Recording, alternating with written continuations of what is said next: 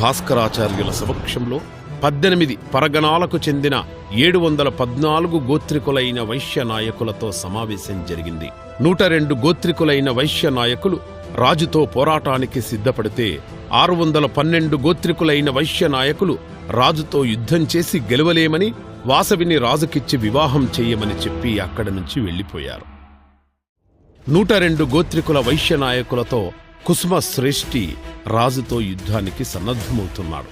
ఈ విషయం తెలిసిన వాసవి అక్కడికొచ్చి తన కోసం ఈ రక్తపాతం వద్దని, ఒకరి కోసం ఇంతమంది సైనికుల ప్రాణాలతో చెలగాటమాడటం సరైన పద్ధతి కాదని, సమస్యకు యుద్ధం ఒకటే మార్గం కాదని, అహింసతో ప్రపంచాన్ని జయించవచ్చని అందరిని ఒప్పించి తాను ఆత్మహుతికి సిద్ధమైంది. వాసవితో పాటు 102 గోత్రికులు కూడా ఆత్మహుతికి సిద్ధమయ్యారు.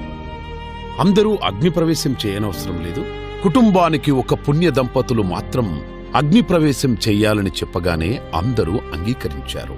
భాస్కరాచార్యులు గోదావరి తీరంలో 103 అగ్నికుండాలను సిద్ధపరిచారు.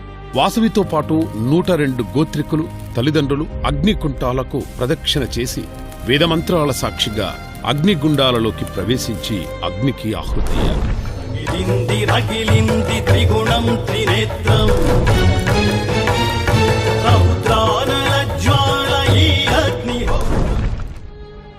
వాసవి తల్లిదండ్రులు ఆవేదనతో హృదయ విదారకంగా విలపిస్తుంటే, వాసవి సత్యలోకాన్ని శిరస్సుగా, సూర్యచంద్రులను నేత్రములుగా, తపోలోకములు లలాటముగా, లోకపాలకులు బాహువులుగా, వేదములు వాక్కులుగా, ఉభయ సంధ్యలు వస్త్రములుగా, దివ్య పద్మము వేద పుస్తకము అక్షరమాలలతో కూడిన అభయముద్రతో వాసవీదేవి రూపం దర్శనమిచ్చింది.